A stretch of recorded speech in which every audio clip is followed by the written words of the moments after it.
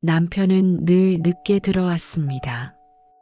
처음엔 회사 일이 바쁘다고 생각했습니다.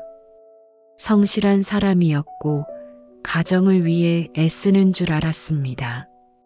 하지만 시간이 지날수록 저는 점점 지쳐갔습니다.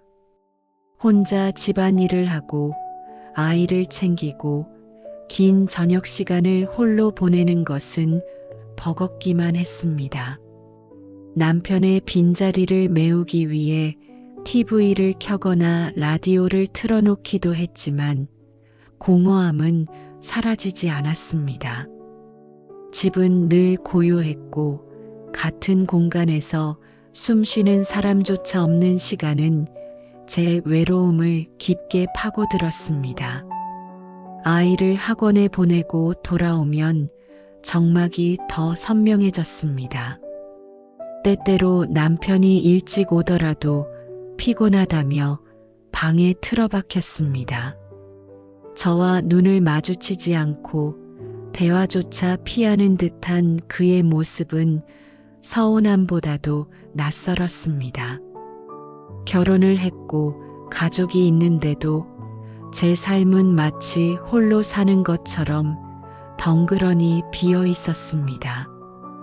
오히려 혼자 사는 사람이라면 기대도 하지 않을 텐데 결혼이라는 틀 속에 있으니 외로움은 더 크게 다가왔습니다. 그런 제 일상에 가끔 등장하는 인물이 있었습니다. 바로 옆집 아저씨였습니다. 중년의 남자로 보였고 언제나 조용히 오갔습니다. 계단에서 마주치면 짧은 인사만 나누고는 곧바로 발걸음을 옮겼습니다. 이사를 온 지 오래됐는데도 그가 혼자인지 가족이 있는지조차 알지 못했습니다. 그저 스쳐가는 이웃 중 한 명일 뿐이었죠. 하지만 이상하게도 그와 눈이 마주칠 때면 잠시 숨이 멎는 듯한 느낌이 있었습니다. 무심한 듯 지나가는 눈빛이 오래 머무르는 기묘한 잔상을 남겼습니다. 그 속에 담긴 감정은 알 수 없었지만 묘하게 제 마음에 각인되었습니다. 물론 그때까지만 해도 단순한 착각이라 생각했습니다. 외로움이 만들어낸 환상일 뿐이라고 스스로를 다독였습니다. 그러던 어느 날이었습니다. 장을 보고 돌아오던 길 무거운 장바구니 때문에 손목이 욱신거려 몇 번이고 쉬어가야 했습니다.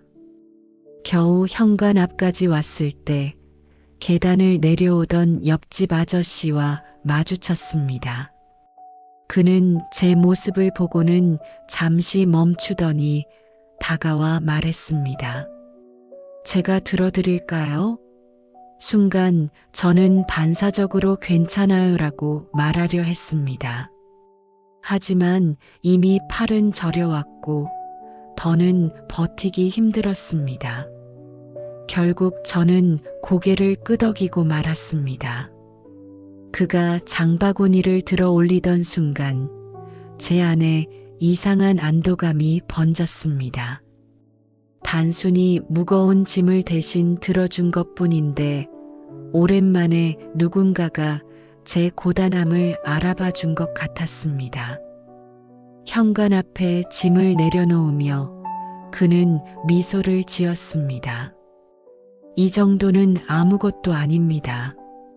그 짧은 한마디와 웃음이 제 마음을 파고들었습니다. 문을 닫고 들어와서도 심장은 빠르게 뛰었습니다. 결혼한 여자가 이런 감정을 느끼는 건 잘못이라는 걸 알면서도 그날의 장면은 자꾸 떠올랐습니다. 장바구니를 들어주던 손길, 무심한 듯 따뜻한 말투, 마지막에 지었던 미소까지 또렷이 그려졌습니다. 며칠 동안 저는 스스로를 다그쳤습니다. 별것도 아닌데 괜히 예민하게 굴고 있는 거야. 그냥 이웃으로서 도와준 것 뿐이잖아. 합리화를 반복했습니다. 그러나 현관 앞을 지날 때마다 괜히 그 집 문을 의식하게 되었습니다. 우연히 마주치길 기대하며 발걸음을 늦추기도 했습니다. 혹시 오늘은 또 볼 수 있을까? 다시 눈이 마주치면 무슨 말을 건네야 할까? 그런 생각들이 머릿속을 맴돌았습니다. 그날 이후 집으로 향하는 길은 달라졌습니다. 작은 인기척에도 가슴이 두근거렸습니다. 발자국 소리에 괜히 귀 기울였고 계단에서 들려오는 문소리에 심장이 덜컥 내려앉곤 했습니다. 그가 나타나길 바라면서도 스스로를 경계했습니다. 이건 잘못된 거야. 단순한 이웃일 뿐이야. 수없이 되뇌었지만 제 안에서 일어난 미묘한 떨림은 멈추지 않았습니다. 저는 깨달았습니다. 아주 작은 배려가 사람의 마음을 얼마나 흔들 수 있는지, 그리고 그 흔들림이 얼마나 위험한 시작이 될 수 있는지. 하지만 그때까지만 해도 저는 이 감정을 대수롭지 않게 여겼습니다. 그저 스쳐 지나가는 순간일 뿐, 곧 사라질 거라 믿었습니다. 그러나 저는 알지 못했습니다.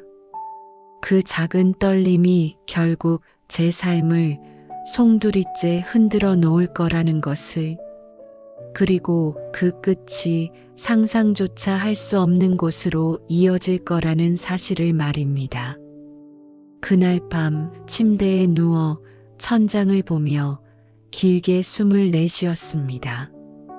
묵직한 피로가 어깨를 누르고 있었지만 눈은 쉽게 감기지 않았습니다.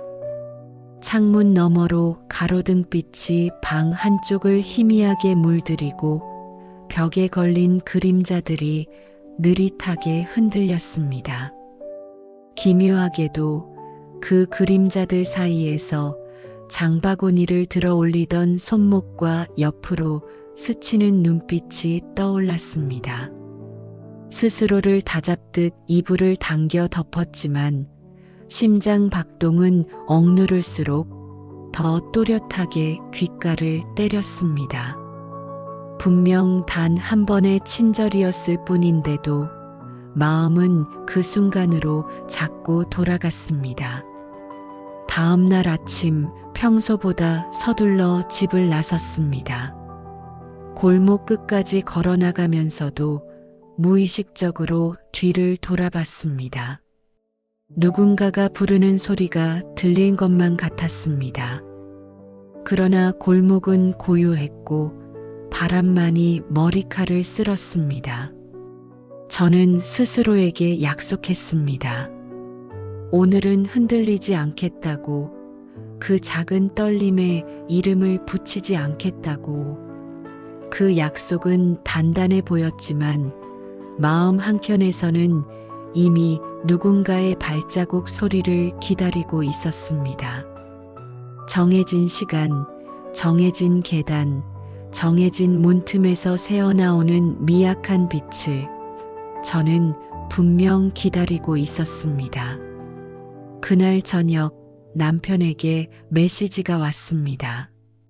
늦는다는 간단한 문장과 회의 사진 한 장. 익숙한 변명처럼 쌓여가는 메시지를 바라보다가 문득 휴대폰 화면을 내렸습니다. 손끝이 허공을 쓸고 내려오듯 방 안의 공기도 가라앉았습니다. 그 순간 초인종 소리가 울렸습니다. 반사적으로 걸음을 멈추고 귀를 기울였습니다. 혹시 착각일까 싶어 한 박자 늦게 현관으로 걸어갔습니다. 문틈으로 스며드는 복도 불빛이 희미하게 떨렸습니다. 그리고 두 번째 초인종 소리. 저는 조심스럽게 문을 열었습니다. 문 앞에는 배달원이 서 있었습니다.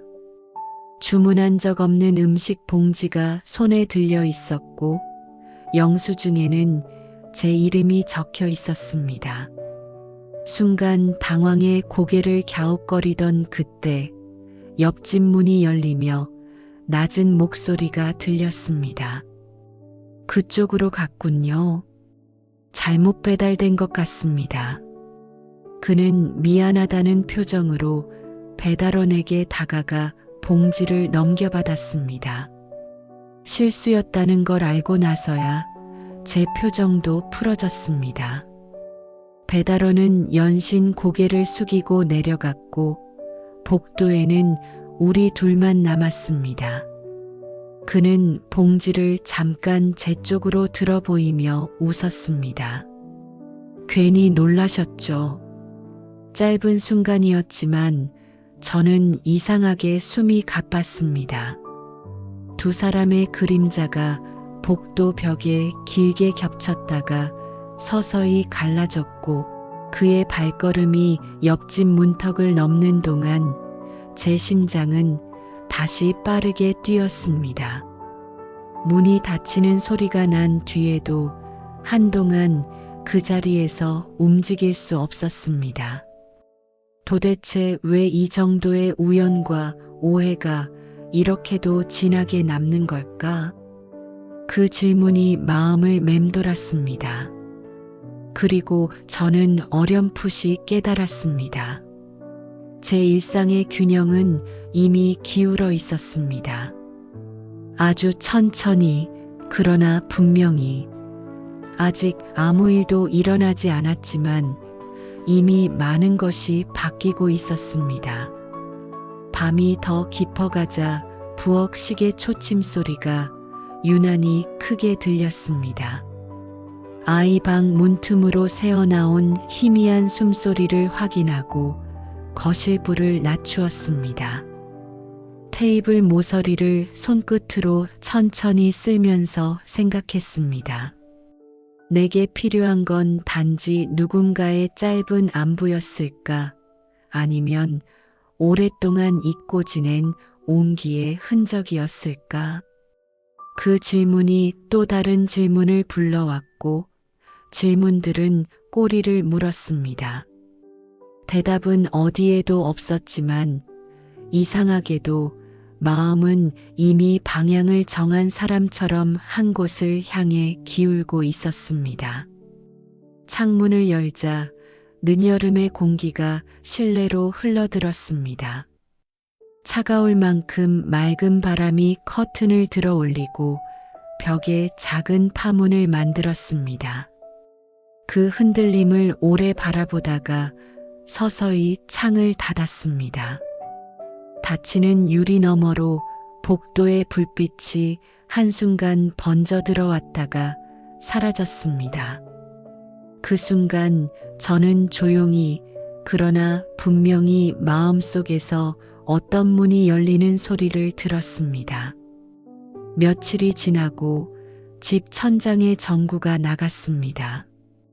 평소라면 남편이 갈아주었겠지만 그는 집에 거의 없었습니다.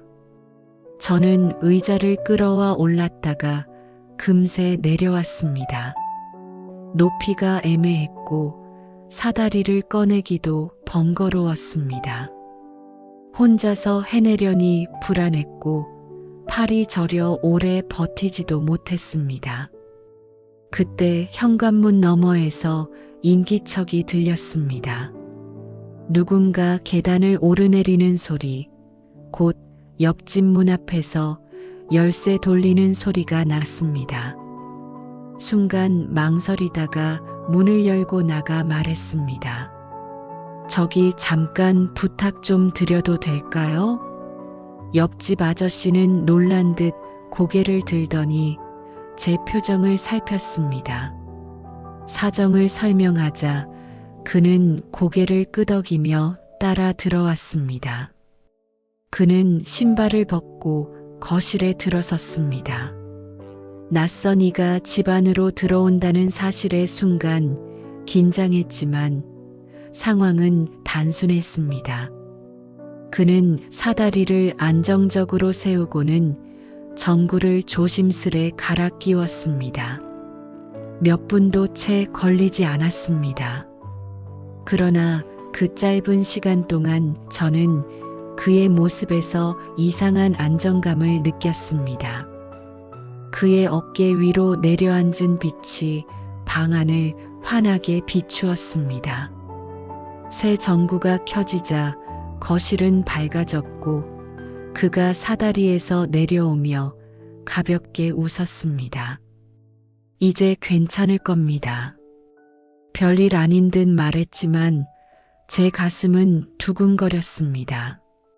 남편조차 무심히 넘겼을 일을 이렇게 신경 써주는 사람, 그 작은 행동이 제겐 너무 크게 다가왔습니다.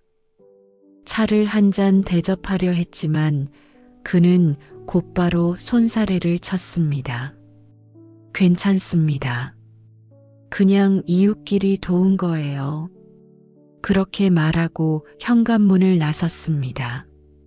하지만 그가 나간 뒤에도 방 안에는 묘한 여운이 남았습니다. 그가 사다리에 올라 전구를 갈던 모습, 차분한 손길, 그리고 마지막에 지어 보였던 미소까지 눈을 감으면 그대로 떠오르는 장면이었습니다. 그날 밤 침대에 누워 남편의 뒷모습을 보았습니다. 그는 여전히 휴대폰을 붙잡고 있었습니다. 웃으며 대화하는 모습도 따뜻한 말 한마디 건네는 모습도 사라진 지 오래였습니다. 문득 낮에 있었던 장면이 떠올랐습니다. 단순한 도움을 받았을 뿐인데 왜 이렇게 대비가 선명할까? 남편과 옆집 아저씨의 차이가 머릿속을 가득 메웠습니다. 스스로를 다그쳤습니다. 안 돼. 이런 감정은 잘못된 거야. 하지만 마음속 깊은 곳에서 솟아오르는 미묘한 떨림은 감출 수 없었습니다. 며칠 뒤 쓰레기를 버리러 내려가던 길이었습니다. 엘리베이터 앞에서 마주친 그는 짧게 인사를 건넸습니다. 저는 평소와 달리 대답이 늦었습니다. 목소리가 떨려서였습니다. 그 역시 잠시 제 눈을 바라보았고 어색한 정적이 흘렀습니다. 하지만 곧 문이 열리자 그는 자연스럽게 말했습니다. 먼저 타세요. 사소한 배려였지만 저는 순간적으로 심장이 빨라졌습니다. 그날 이후 저는 자꾸만 계단과 엘리베이터 앞을 의식하게 되었습니다. 일부러 시간을 늦추거나 괜히 현관문을 열었다 닫았다 하며 그와 마주칠 기회를 만들려 했습니다. 스스로도 이상하다는 걸 알았습니다. 하지만 그 순간마다 머릿속에는 한 가지 생각만 맴돌았습니다. 그 사람은 분명 나를 이해해 줄 거야. 적어도 남편보다는. 저녁 무렵 남편은 여전히 늦는다고 메시지를 보냈습니다. 핑계는 언제나 같았습니다. 저는 무심히 휴대폰을 내려놓고 창가에 서 있었습니다. 불 꺼진 옆집 창문을 바라보다가 문득 불이 켜지는 걸 보았습니다. 누군가 집에 있다는 단순한 사실이 이렇게도 위안이 될 줄 몰랐습니다. 그 불빛은 마치 제 외로움의 반대편에서 따뜻하게 깜빡이고 있는 것 같았습니다. 시간이 흐를수록 감정은 점점 깊어졌습니다. 처음엔 단순한 고마움이었습니다. 그러나 이제는 그 사람이 곁에 있다는 사실만으로도 마음이 달라졌습니다. 남편에게서 받지 못한 사소한 배려와 온기가 자꾸 그와 겹쳐졌습니다. 위험하다는 걸 알면서도 저는 이미 그 감정에 발목을 잡히고 있었습니다. 밤이 깊어질수록 생각은 더 짙어졌습니다.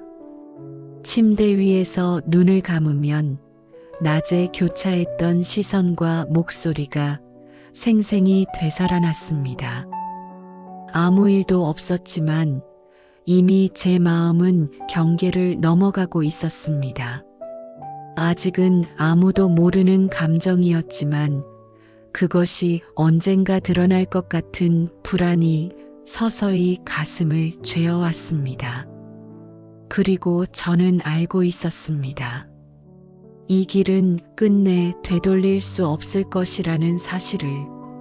그러나 멈출 수 없었습니다.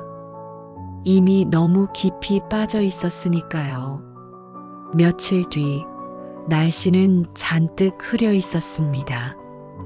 오후 내내 집안은 어두웠고 창밖으로는 부슬비가 내렸습니다.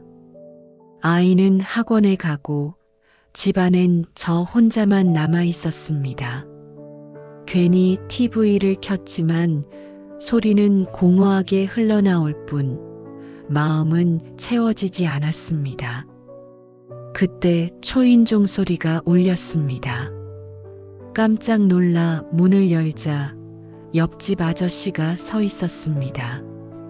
그는 공구를 들고 있었고 세탁실 수도가 새는데 필요한 드라이버를 잠시 빌릴 수 있겠냐고 물었습니다.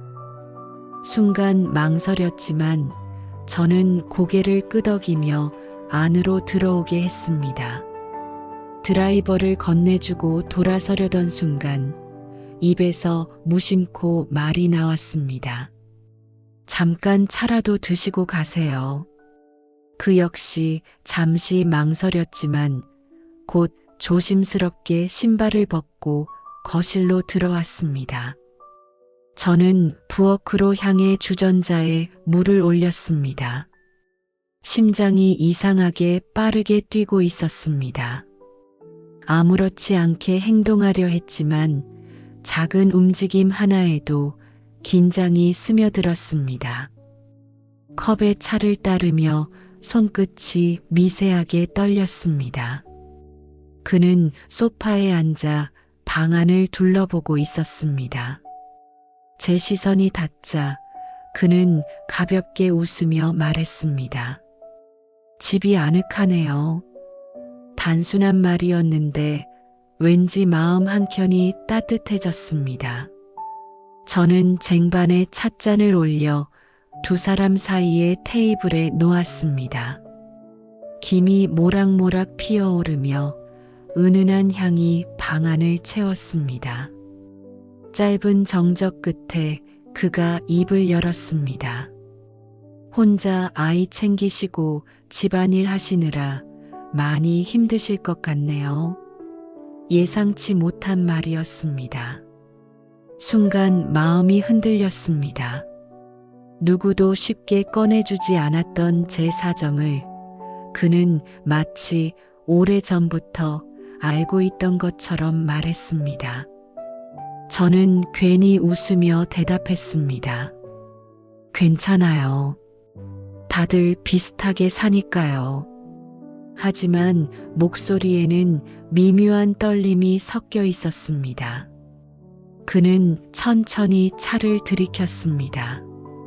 그리고 낮게 한숨을 내쉬며 자신의 이야기를 꺼냈습니다. 저도 사실 혼자 산 지 오래됐습니다. 가족이 있지만 지금은 따로 지내고 있죠. 그의 말은 담담했지만 그 속에는 지울 수 없는 외로움이 배어 있었습니다. 저는 무심코 그를 바라보았습니다. 그 순간 눈빛이 마주쳤습니다.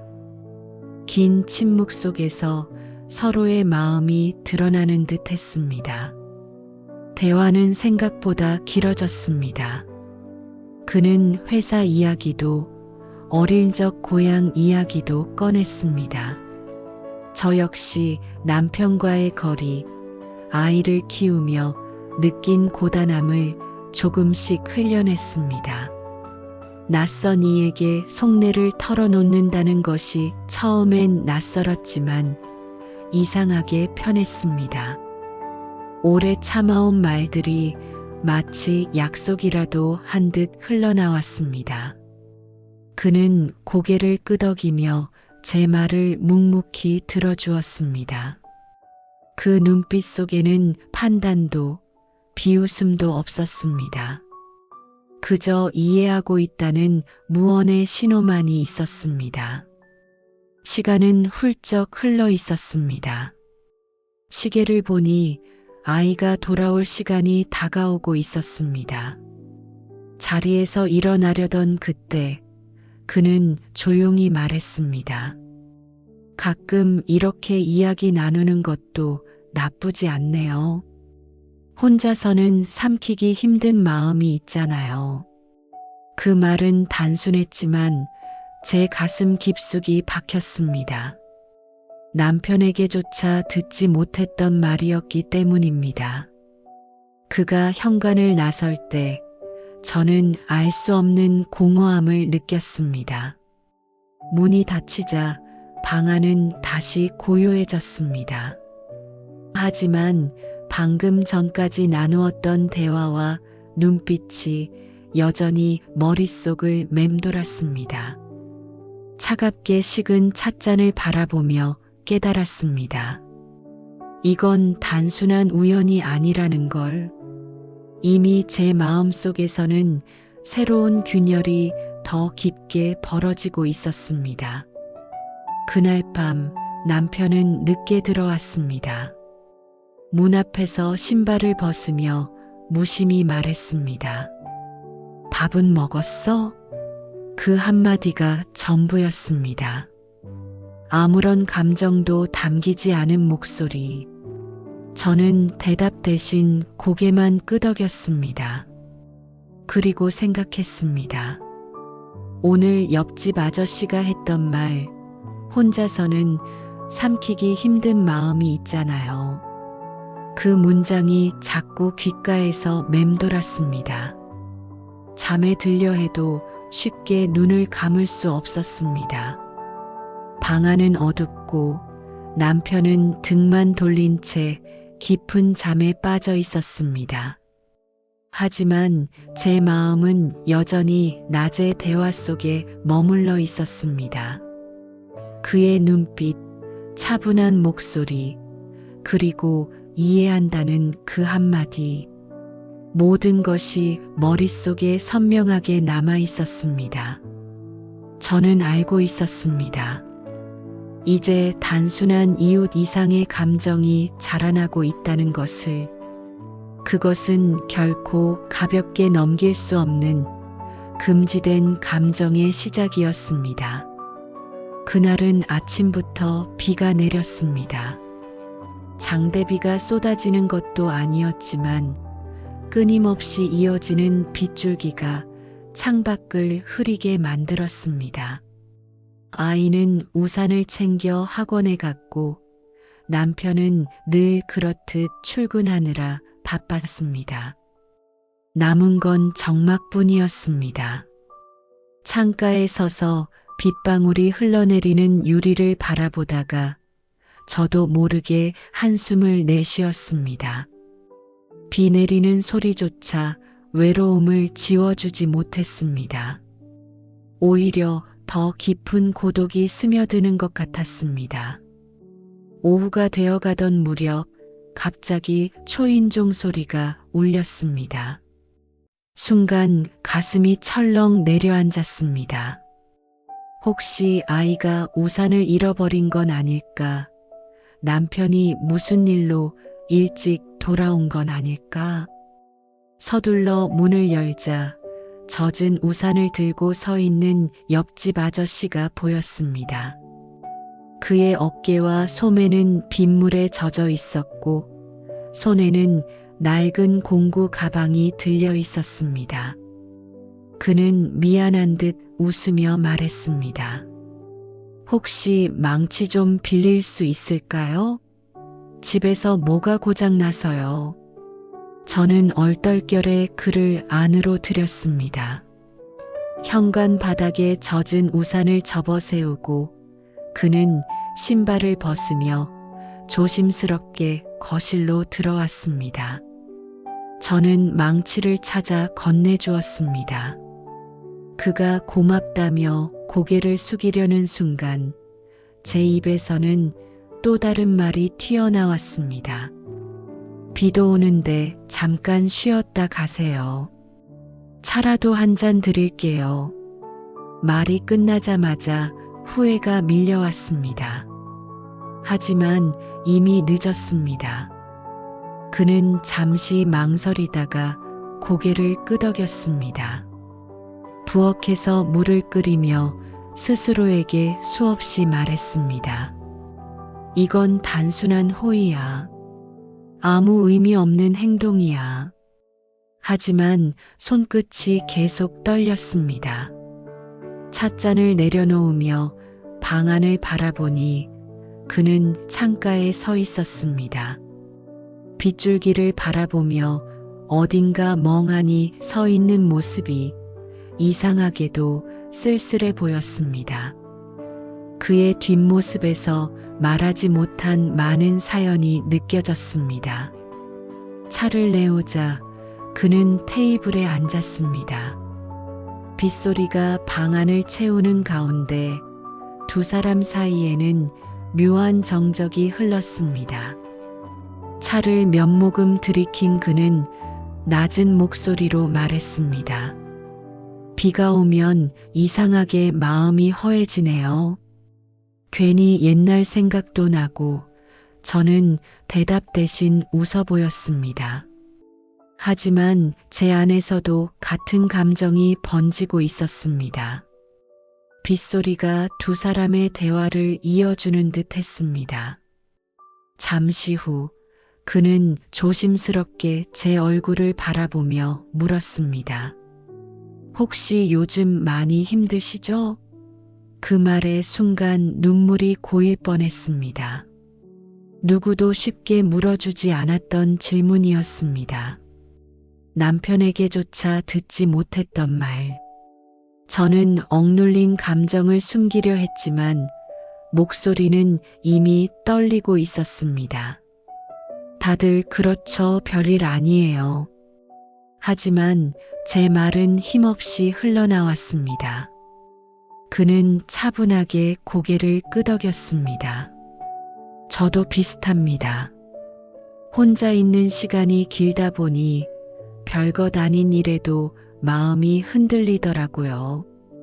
그의 목소리에는 담담한 슬픔이 묻어 있었습니다. 순간 우리는 서로의 눈을 마주쳤습니다. 짧은 시간이었지만 그 눈빛은 너무 많은 것을 말하고 있었습니다.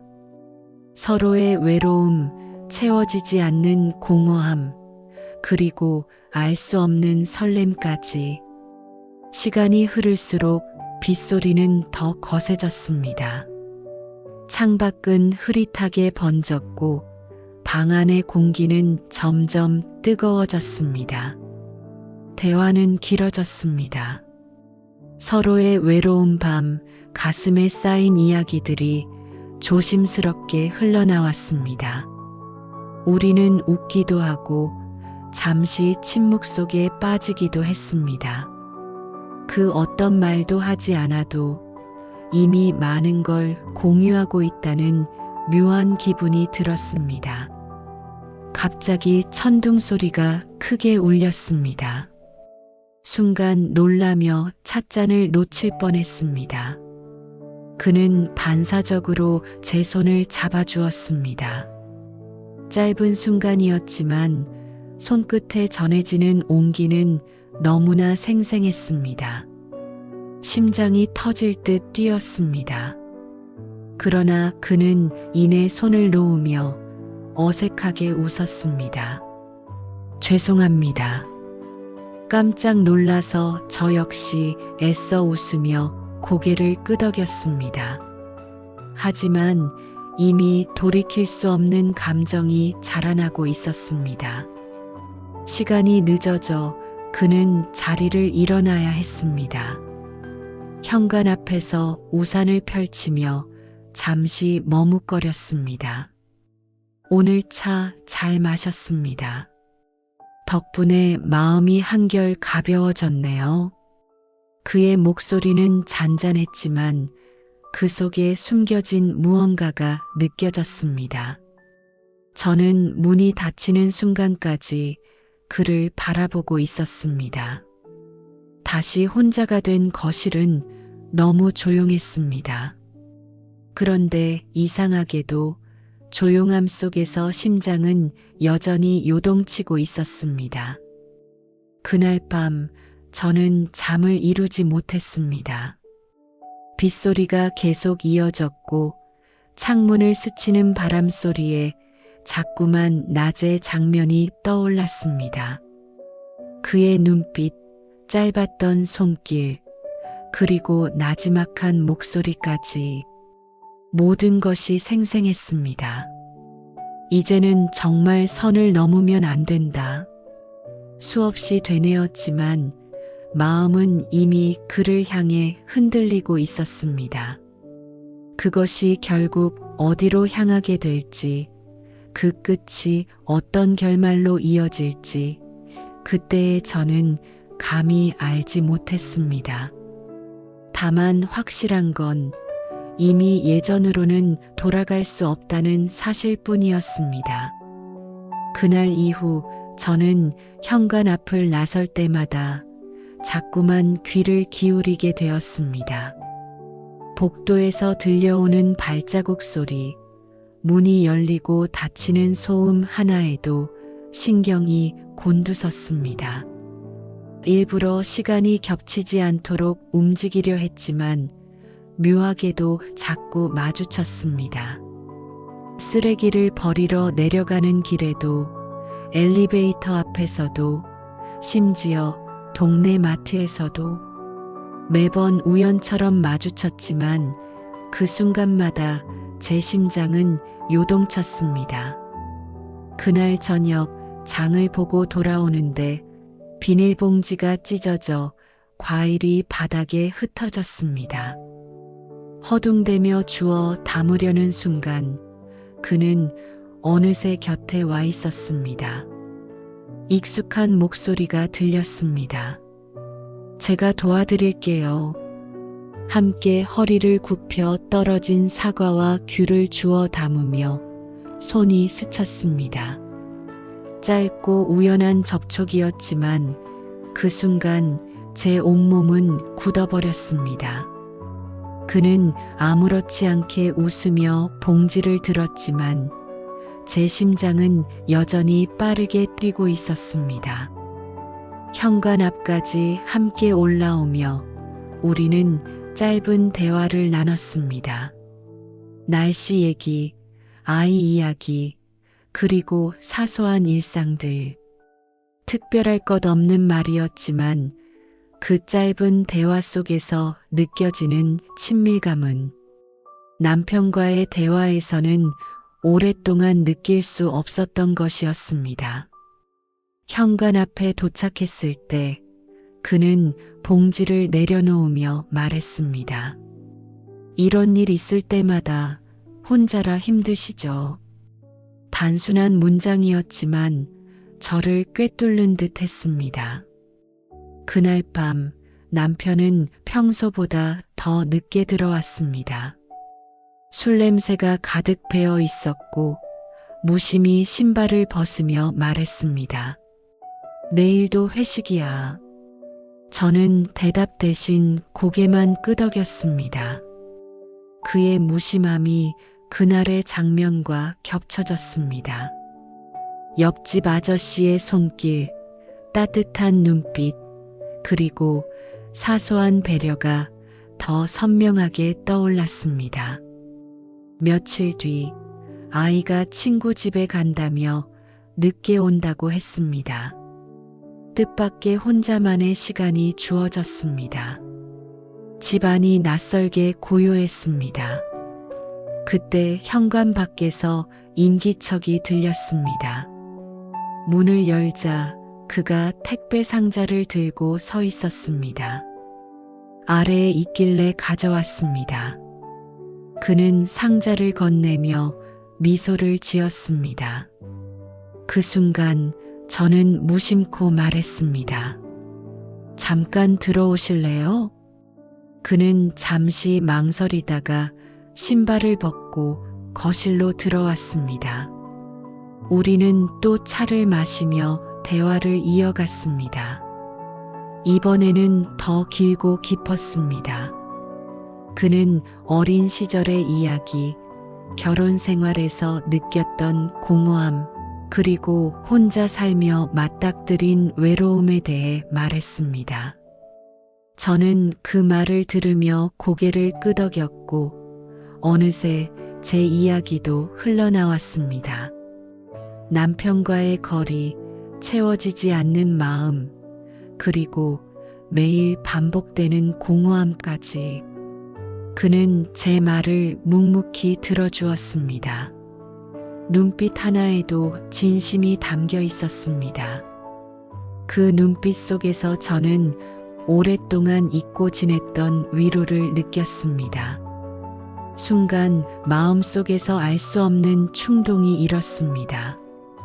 이렇게 누군가에게 기대고 싶다.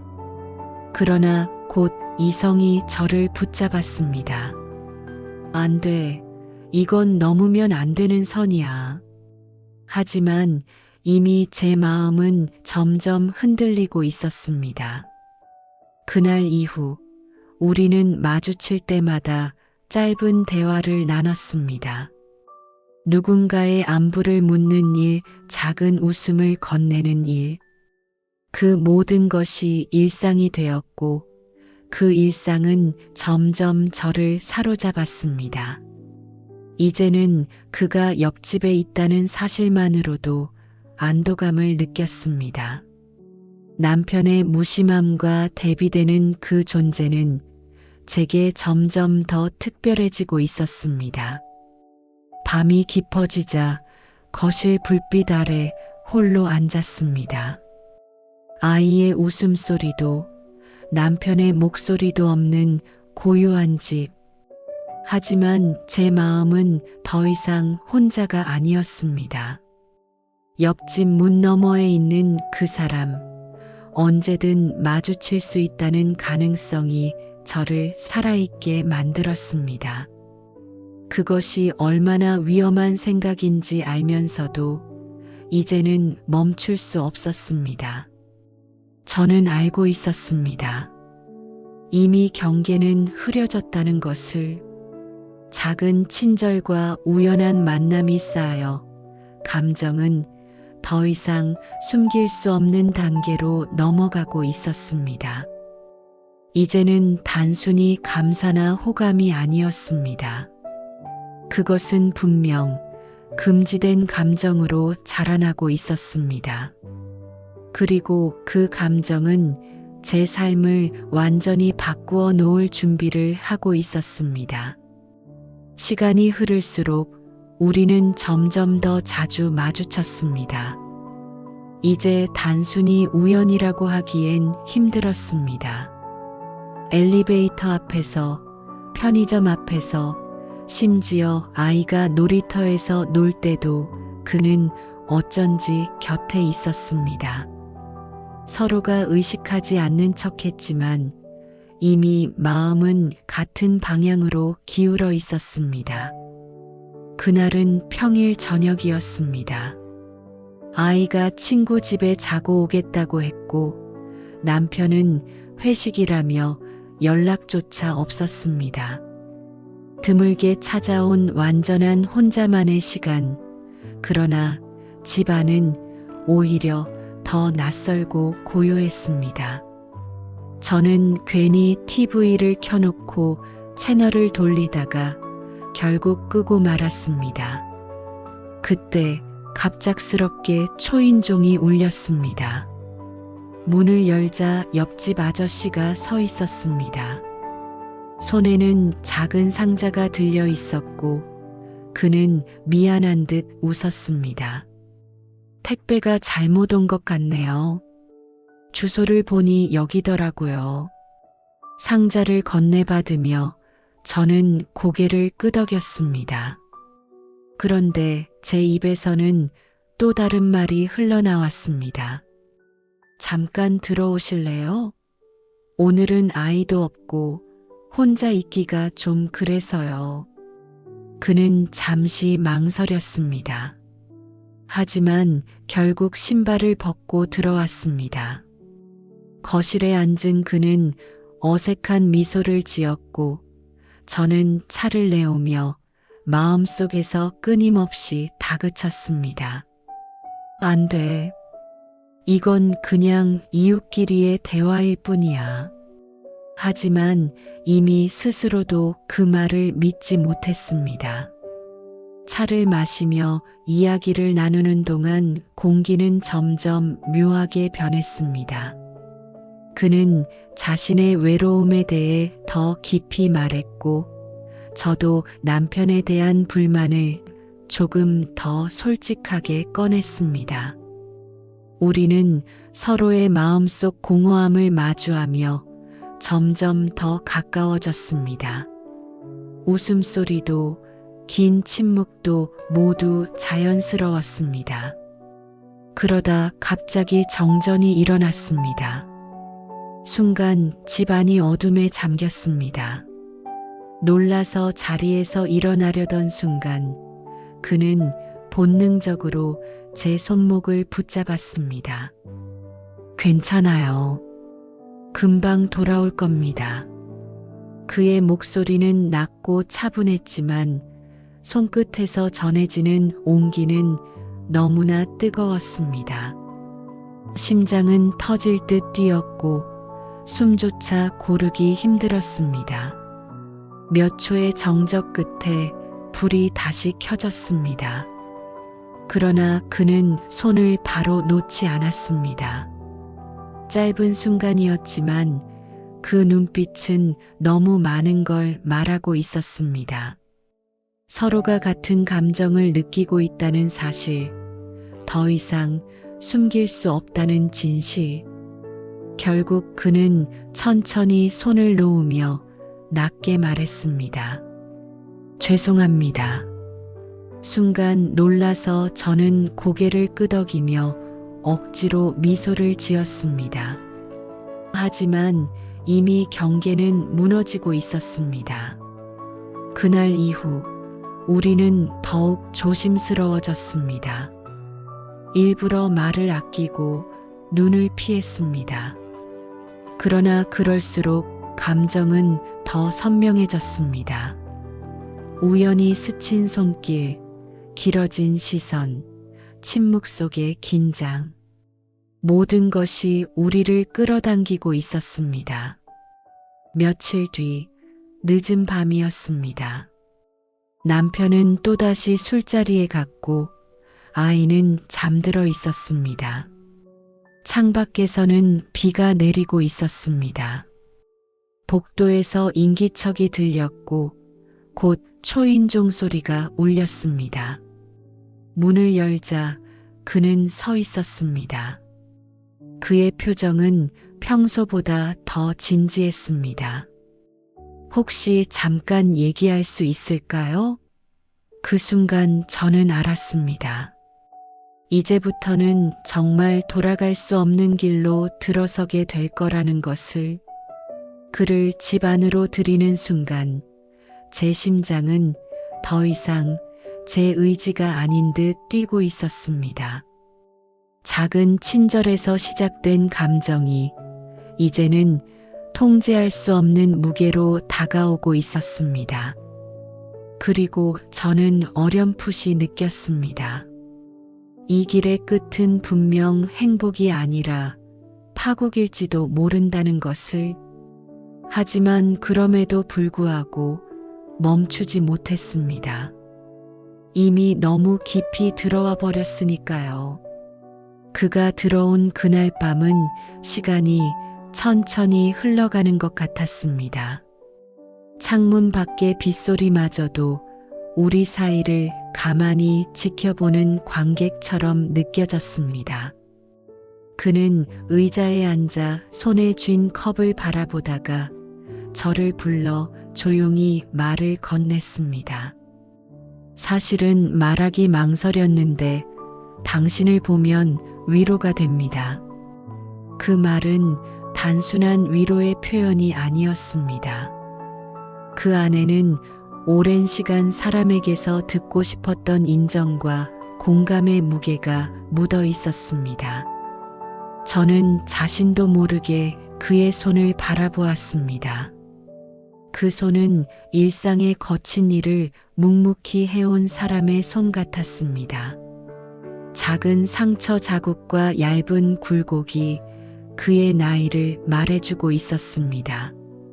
눈앞에 펼쳐진 이 정물은 어느새 제 가슴 깊은 곳을 건드렸습니다. 그의 말은 계속 이어졌습니다. 혼자 지내다 보면 말하지 못한 것들이 주머니처럼 쌓여 있어요. 말로는 꺼낼 수 없던 것들을 때때로 누군가가 건네주면 그제야 숨을 쉴 수 있죠. 그의 목소리는 떨리지 않았지만 그 안에는 오랜 세월 쌓인 외로움이 배어 있었습니다. 나는 숨을 고르고 천천히 제 이야기를 꺼냈습니다. 남편과의 거리, 오래전 이루지 못한 꿈, 아이를 키우며 잃어버린 나의 일부에 관해 말할수록 어딘가 가벼워지는 느낌이 들었습니다. 그와 나누는 대화는 비밀 상담 같았고 둘만 아는 고백처럼 느껴졌습니다. 대화는 점점 더 개인적인 영역으로 깊어졌습니다. 그는 어느 날 밤 홀로 걷다 문득 가슴이 아팠던 기억을 털어놓았고 나는 그 이야기를 들으며 내 안에 어떤 파편이 맞물리는 것을 느꼈습니다. 서로의 상처를 꺼내어 맞대며 우리는 어색한 친밀감을 쌓아갔습니다. 그 순간만큼은 세상에 둘뿐인 것 같은 이상한 평화가 찾아왔습니다. 그러나 평화는 위태로웠습니다. 내면의 한 곳에서는 경보가 울리고 있었습니다.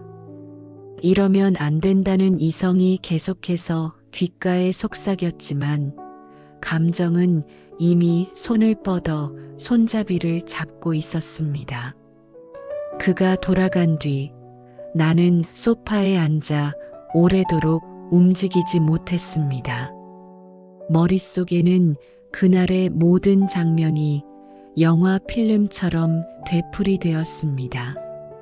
그의 말투, 손가락이 컵을 감싸는 모습, 낮은 숨소리, 그리고 무엇보다도 그의 존재가 내 삶에 끼친 영향력이었습니다.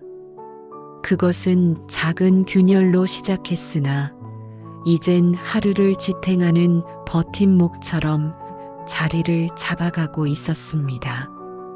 밤이 깊어갈수록 그 감정은 더 선명해졌고 두려움과 설레임이 뒤섞인 복잡한 감정이 제 안을 흔들었습니다. 며칠 후에는 그와 마주친 순간 심장이 제 멈출 듯한 일이 벌어졌습니다. 복도에서 그를 보자 저는 일부러 발걸음을 멈추고 체념한 듯한 표정을 지었습니다. 그는 그런 나를 보며 살짝 미소를 지었고 그 미소는 어쩐지 죄를 짓는 사람의 그것처럼 아찔했습니다. 그날 우리는 짧은 인사만 나누었지만 그 인사는 이미 우리 사이의 규칙을 바꿔놓았습니다. 규칙을 깬다는 것의 의미를 저는 알았습니다. 다시는 원래의 자리로 돌아갈 수 없다는 사실을 몸으로 느꼈습니다. 이상한 현실감이 점점 일상에 스며들었습니다. 남편의 무관심은 더 크게 다가왔고 옆집 아저씨의 사소한 친절은 더 큰 위로로 확대되었습니다. 나는 스스로에게 매일 경고를 보냈습니다. 이건 너와 가족을 무너뜨릴 수 있다. 그러나 감정은 사람의 경고보다 더 빠르게 침투했습니다. 나는 선택의 기로에 서 있었습니다. 안전을 택할 것인가 아니면 알 수 없는 불안을 택할 것인가. 선택이 머릿속에서 반복될 때마다 가슴이 더 조여왔습니다. 어느 날 새벽 나는 잠에서 깨어 창밖을 보았습니다. 복도 끝 불빛 아래로 그의 그림자가 스쳤습니다. 그 그림자는 나에게 말없이 다가와 손을 내미는 듯 했습니다. 나는 그 손을 잡을지 말지 끝내 결정하지 못한 채 그 모습을 먼 발치에서 지켜보고만 있었습니다. 그리고 나는 알았습니다. 이미 모든 것이 변했다는 것을. 나의 일상, 나의 선택, 나의 미래가 그의 존재로 인해 흔들리고 있다는 사실을 마음 깊은 곳에서 인정하지 않을 수 없었습니다. 그가 돌아간 밤의 여운은 쉽게 가시지 않았습니다. 우리 사이의 침묵은 때때로 더 무겁게 느껴졌고 마주치는 시선은 더욱 위험해졌습니다. 작은 친절이 어떻게 이렇게까지 삶을 흔들 수 있는지 나는 날마다 깨달아갔습니다. 결국 아무도 모르게 시작된 일은 이미 내 모든 일상의 자리를 잡아버렸습니다. 나는 그 현실을 부인할 수 없었고 그 사실을 직시하는 일이 점점 더 힘겨워졌습니다. 나는 결국 선택의 무게를 느끼며 살아가고 있었습니다. 나는 이미 손을 내밀고 있었다. 그날 이후 저는 그의 눈빛을 피할 수 없었습니다. 엘리베이터 앞에서 스치듯 마주쳐도 마트에서 짧게 인사만 나눠도 그 순간마다 심장은 빠르게 뛰었습니다. 단순한 호의라고 합리화하던 시기는 이미 지나갔습니다. 이제는 그의 시선이, 그의 목소리가, 그의 존재 자체가 제 일상을 뒤흔들고 있었습니다. 남편은 여전히 무심했습니다. 늦은 귀가, 늘어나는 술자리, 그리고 무의미한 대화. 그의 곁에 있어도 저는 늘 혼자라는 기분이 들었습니다. 아이가 있어 웃고 떠들며 지내도 결국 밤이 오면 고독은 더 선명해졌습니다. 하지만 옆집 아저씨는 달랐습니다. 그는 언제나 진심 어린 눈빛으로 제 이야기를 들어주었고 단 한마디로도 위로를 건네주었습니다. 그 차이는 너무나 뚜렷했습니다. 어느 날 저녁 다시 비가 내리던 날이었습니다.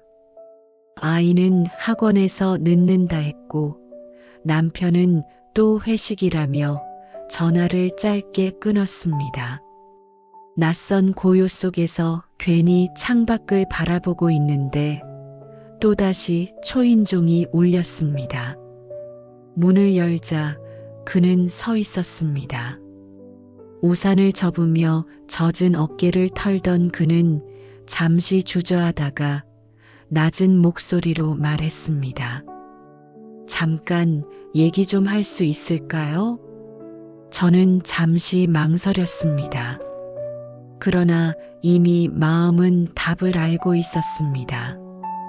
고개를 끄덕이자 그는 신발을 벗고 들어왔습니다. 거실에는 오직 두 사람뿐, 창밖에서 들려오는 빗소리가 공간을 메우고 있었습니다. 따뜻한 차를 내왔지만 이번에는 대화가 쉽게 이어지지 않았습니다. 우리는 서로를 바라보며 침묵했습니다. 그 침묵 속에서 수많은 감정이 흐르고 있었습니다. 그는 차를 한 모금 마시고 나직하게 말했습니다. 요즘 더 힘들어 보이십니다. 단순한 말이었지만 그 순간 눈물이 터질 뻔했습니다. 누구도 물어주지 않았던 질문, 남편에게서조차 들을 수 없던 말이었기 때문이었습니다. 저는 억지로 미소를 지으며 대답했습니다. 괜찮아요. 다들 이렇게 사는 거겠죠. 하지만 목소리는 흔들렸고 손끝은 잔을 놓친 듯 떨렸습니다. 그는 조용히 제 손등 위로 손을 올렸습니다. 이번에는 피하지 않았습니다. 손끝에서 전해지는 온기는 너무나 따뜻했고 동시에 너무 위험했습니다. 잠시 후 저는 용기를 내어 손을 거두려 했지만 이미 늦었습니다. 그의 눈빛이 제 눈을 붙잡고 있었으니까요. 그 시선 속에는 갈망과 두려움, 그리고 더는 숨길 수 없는 진심이 담겨 있었습니다. 심장은 미친 듯 뛰었습니다. 숨이 막히는 듯 했지만 이상하게도 불안하지 않았습니다. 오히려 오래 기다려온 안식처를 찾은 듯 했습니다. 하지만 동시에 이성이 끊임없이 속삭였습니다. 지금 멈춰야 해. 이 선을 넘으면 모든 게 무너진다. 그러나 제 몸은 이미 그 속삭임을 거부하고 있었습니다. 시간은 느리게 흘렀습니다. 빗소리가 더 거세졌고 방 안의 공기는 무겁게 내려앉았습니다. 그는 조심스럽게 제 손을 놓으며 말했습니다. 죄송합니다. 이런 감정은 가져서는 안 되는 건데. 하지만 그의 목소리에는 이미 후회의 빛이 아닌 간절함이 묻어 있었습니다. 저는 아무 대답도 하지 못했습니다. 대신 눈을 피하지 않았습니다. 그 사실만으로도 충분히 많은 이야기를 하고 있었으니까요. 우리는 그날 밤 아무 일도 하지 않았습니다. 단지 서로를 바라보며 말보다 더 많은 의미를 가진 침묵을 공유했습니다. 하지만 그 침묵은 오히려 더 위험했습니다. 말로 규정하지 않았기에 더 깊이 마음속으로 스며들었기 때문입니다. 그가 돌아간 뒤 거실에 홀로 앉아 있었습니다. 창밖의 빗소리는 여전히 이어졌지만 마음은 이미 폭풍 속에 들어간 듯 요동치고 있었습니다. 선을 넘지 않았음에도 사실상 모든 건 이미 달라져 있었습니다. 눈빛 하나, 손길 하나로도 충분했습니다. 그것만으로도 제 마음은 이미 돌아갈 수 없는 길을 걷고 있었습니다. 저는 알았습니다. 이제 남편과의 관계는 예전처럼 유지될 수 없다는 것을. 아무렇지 않은 척 웃고 평범한 아내와 엄마의 역할을 하겠지만 마음의 한쪽은 이미 다른 곳을 향해 있었습니다. 그것이 결국 어떤 파국으로 이어질지는 알 수 없었지만 돌이킬 수 없는 일이 시작되었다는 사실만큼은 분명했습니다. 그날 밤 저는 쉽게 잠들지 못했습니다. 창밖에서는 여전히 빗소리가 이어지고 있었고 머릿속은 복잡한 생각으로 가득했습니다. 그의 눈빛과 손길이 떠오를 때마다 심장이 가빠졌습니다. 이대로는 안 돼. 더 가까워지면 안 돼. 수없이 다짐했지만 이상하게도 그 다짐은 곧바로 무너졌습니다. 머릿속 한쪽에서는 이미 그와 함께 있는 장면들을 상상하고 있었으니까요. 며칠 뒤 아이는 수학여행을 떠났고 남편은 지방 출장을 간다고 했습니다. 집은 텅 빈 듯 고요했습니다. 오랜만에 주어진 자유로움이었지만 기묘한 불안과 설렘이 동시에 밀려왔습니다. 텔레비전을 켜도 집중할 수 없었고 책을 펼쳐도 글자가 눈에 들어오지 않았습니다. 그리고 그 순간 초인종 소리가 울렸습니다. 문을 열자 그는 서 있었습니다.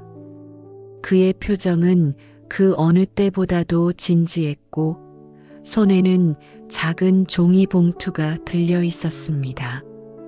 집에 과일이 좀 남아서요. 혼자 드시기 아까워서 가져왔습니다. 단순한 말이었지만 그 눈빛은 이미 많은 것을 말하고 있었습니다. 저는 말없이 고개를 끄덕이며 문을 열어주었습니다. 그가 들어서자 집안 공기가 달라졌습니다. 빗방울 소리가 창문을 두드리고 부엌의 시계 소리마저 크게 들렸습니다. 우리는 테이블에 마주 앉았지만 쉽게 대화가 이어지지 않았습니다. 대신 침묵 속에서 눈빛이 오갔습니다. 그 침묵이 오히려 모든 걸 드러내고 있었습니다. 그는 조심스럽게 종이봉투를 내려놓고 낮은 목소리로 말했습니다. 이제는 더 숨기기 힘듭니다. 그의 말은 무겁게 가슴에 내려앉았습니다. 저 역시 떨리는 목소리로 대답했습니다. 저도 알아요. 하지만 우리 이러면 안 되잖아요. 입술은 그렇게 움직였지만 눈빛은 이미 그를 붙잡고 있었습니다. 순간 정적이 흘렀습니다. 그는 천천히 제 손을 잡았습니다. 이번에는 피하지 않았습니다. 손끝의 온기가 전신으로 퍼져나갔습니다. 심장은 미친 듯 뛰었고 숨소리마저 거칠어졌습니다. 그와 눈을 마주친 순간 모든 이성이 무너져 내렸습니다. 우리는 조심스레 서로를 끌어안았습니다. 처음에는 망설임이 있었지만 곧 그것은 멈추지 못할 흐름이 되었습니다. 오랫동안 참아온 외로움과 그리움이 한순간에 터져나오는 듯 했습니다. 빗소리는 더 거세졌고 방 안은 점점 뜨겁게 달아올랐습니다. 시간은 이상할 정도로 빨리 흘렀습니다. 모든 것이 멈춘 듯 느껴졌지만 동시에 눈 깜짝할 사이에 지나가 버린 것 같았습니다. 그리고 남은 건 숨가쁜 고요와 두근거리는 심장 소리뿐이었습니다. 그는 제 어깨에 이마를 기댄 채 낮게 속삭였습니다. 이제 후회하시겠죠? 그 말에 저는 눈을 감았습니다. 머리로는 수없이 후회하고 있다고 대답해야 했지만 가슴 깊은 곳에서는 단 하나의 진실만이 울려 퍼지고 있었습니다. 후회보다 지금이 필요해요. 그 순간만큼은 세상에 아무도 없었습니다. 남편도 아이도 책임도 도덕도 오직 우리 둘만이 존재했습니다. 그러나 그 환상은 오래가지 못했습니다. 시간이 지나고 현실이 고개를 들자 불안이 밀려왔습니다. 그가 돌아간 뒤 저는 거실에 홀로 앉아 있었습니다. 방 안에는 여전히 그의 채취가 남아 있었고 심장은 쉽게 진정되지 않았습니다. 창밖의 빗소리는 한없이 반복되었고 그 소리는 마치 경고처럼 들렸습니다. 너는 이제 선을 넘었다. 다시는 돌아갈 수 없다. 스스로에게 수없이 말했습니다. 이건 잘못된 거야. 멈춰야 해. 하지만 이미 너무 늦었습니다.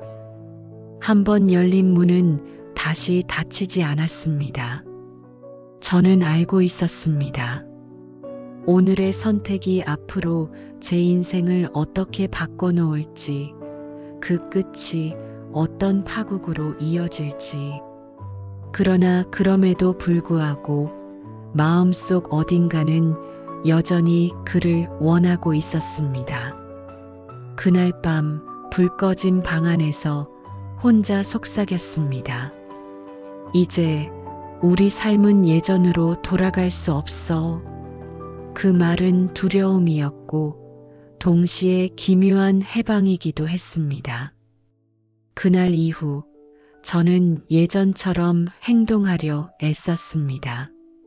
아침이면 아이를 깨우고 도시락을 챙기고 집안일을 했습니다.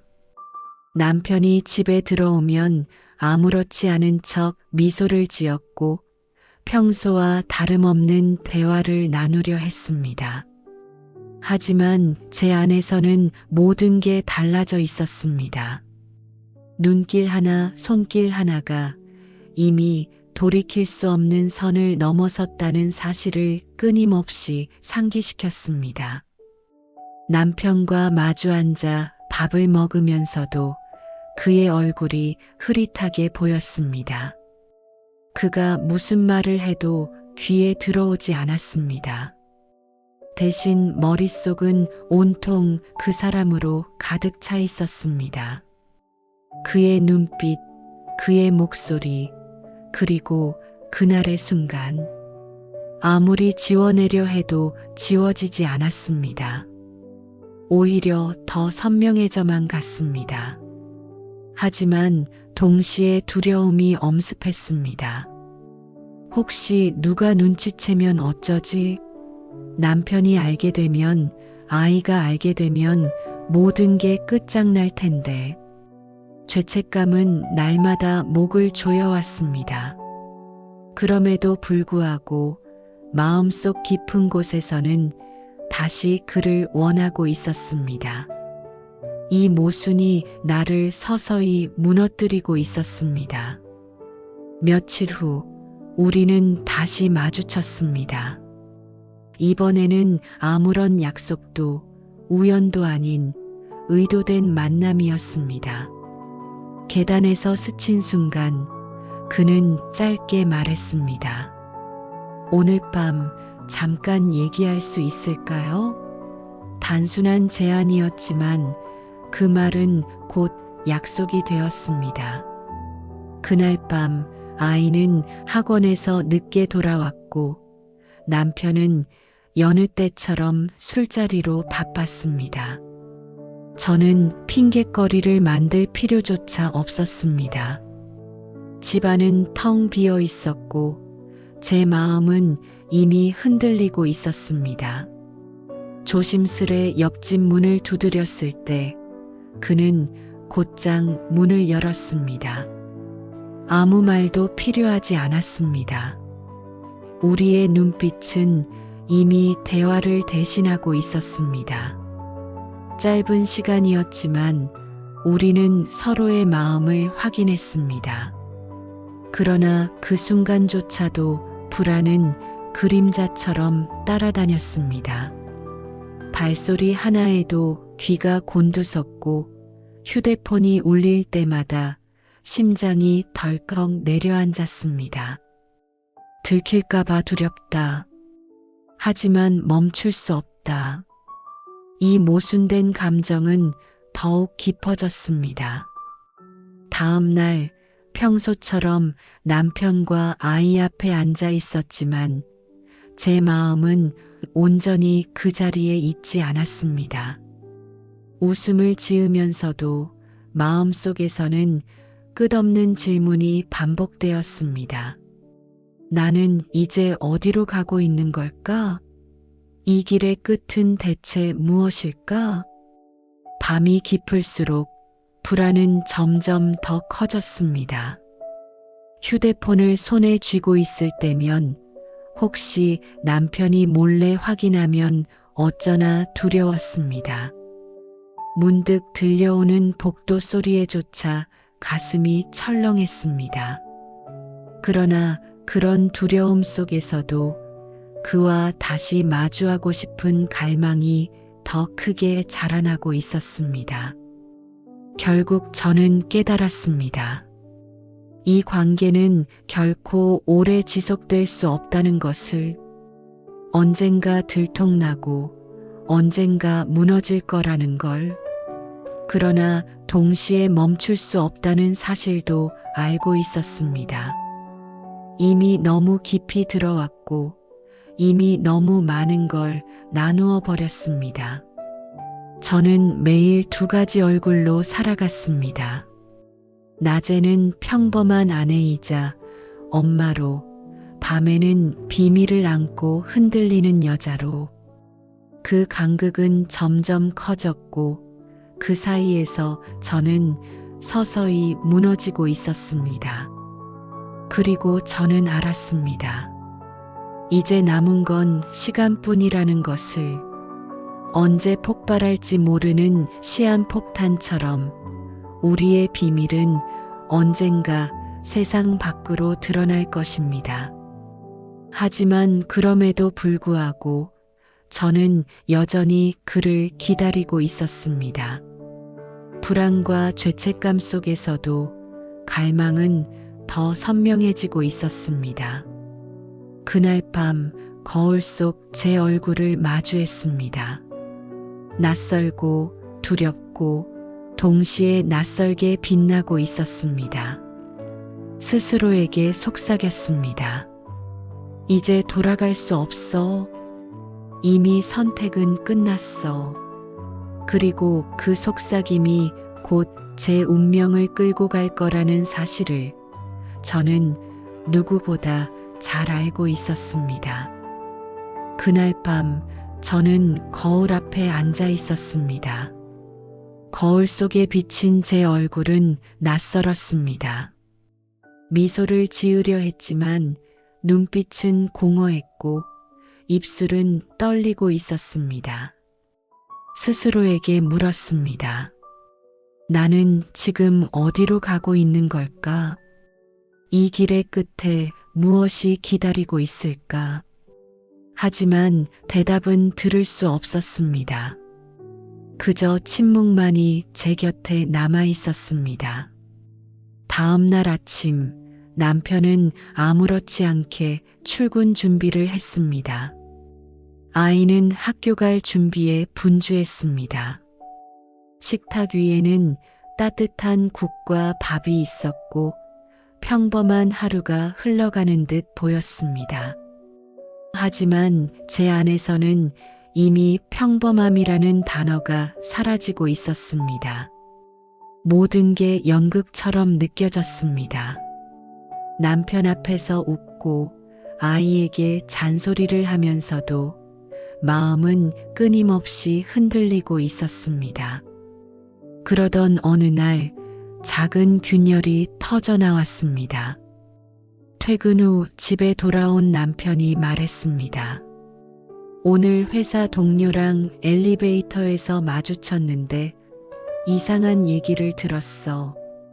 순간 심장이 멎는 듯 했습니다. 남편의 표정은 무심한 듯 보였지만 그 눈빛은 날카롭게 제 얼굴을 꿰뚫고 있었습니다. 저는 애써 웃으며 대답했습니다. 무슨 얘기인데? 하지만 목소리는 떨렸습니다. 남편은 잠시 침묵하다가 말했습니다. 옆집 아저씨랑 요즘 자주 마주친다고 하던데. 그 한마디는 제 안의 모든 불안을 현실로 끌어냈습니다. 저는 아무렇지 않게 넘기려 했지만 남편의 눈빛은 이미 의심으로 가득 차 있었습니다. 그 순간 저는 깨달았습니다. 비밀은 결코 오래 숨길 수 없다는 것을. 작은 균열 하나가 모든 걸 무너뜨릴 수 있다는 걸. 그날 밤 저는 옆집 아저씨를 다시 만났습니다. 그의 얼굴에도 불안이 드리워져 있었습니다. 이제 더는 이렇게 계속할 수 없을 것 같습니다. 그의 말은 담담했지만 그 속에는 두려움과 체념이 섞여 있었습니다. 저는 아무 대답도 할 수 없었습니다. 머리로는 맞는 말이라는 걸 알면서도 가슴은 여전히 그를 원하고 있었기 때문입니다. 우리는 잠시 침묵 속에 앉아 있었습니다. 창밖으로는 바람이 거세게 불고 있었고 아파트 복도 불빛이 흔들리듯 깜빡였습니다. 그 순간 저는 이상하게도 모든 게 끝나버릴 것 같은 예감이 들었습니다. 마치 폭풍 전야의 고요처럼. 그 후 며칠 동안 남편은 점점 더 차갑게 변했습니다. 대화는 줄었고 눈빛은 싸늘했습니다. 아이 앞에서는 애써 웃었지만 그 웃음 뒤에는 감춰진 의심이 짙게 깔려 있었습니다. 저는 하루하루가 두려웠습니다. 들킬까 두려웠고 동시에 끝나버릴까 두려웠습니다. 그러나 이미 선택은 끝났습니다. 후회해도 도망쳐도 되돌릴 수는 없었습니다. 그리고 마침내 모든 게 무너져 내린 날이 찾아왔습니다. 평범한 저녁이었습니다. 남편은 퇴근 후 집에 들어왔고 아이는 방에서 숙제를 하고 있었습니다. 저는 부엌에서 저녁을 준비하고 있었는데 현관문에서 인기척이 들렸습니다. 고개를 돌리자 남편이 서 있었습니다. 그의 손에는 낯익은 물건이 들려 있었습니다. 그것은 다름 아닌 제가 옆집에서 두고 온 머플러였습니다. 순간 공기가 얼어붙었습니다. 남편의 눈빛은 분노와 배신감으로 가득 차 있었습니다. 그는 낮게 그러나 단호하게 말했습니다. 설마 했는데 정말이었어? 제 입술은 떨렸고 아무 말도 나오지 않았습니다. 그 순간 아이가 방문을 열고 나왔습니다. 무슨 일인지 모른 채 두려움 가득한 눈빛으로 우리를 바라보았습니다. 모든 것이 산산이 부서지는 소리가 들리는 듯 했습니다. 제가 지켜온 가정, 일상의 평범함, 그리고 숨겨온 비밀까지 한순간에 무너져 내렸습니다. 저는 그제야 깨달았습니다. 금지된 감정의 끝은 결코 달콤한 해방이 아니라 피할 수 없는 파국이라는 것을. 그날 밤 창밖에는 다시 비가 내리고 있었습니다. 하지만 그 빗소리는 더 이상 위로가 되지 않았습니다. 오히려 모든 걸 씻어내려가는 심판처럼 들렸습니다. 저는 거실 한가운데 앉아 있었습니다. 남편도 아이도 곁에 없었습니다. 그리고 그제야 알았습니다. 이 모든 건 결국 제 선택의 결과라는 것을. 돌아갈 수 없다. 속삭이며 눈을 감았습니다. 그리고 남은 건 무너진 삶의 잔해뿐이었습니다.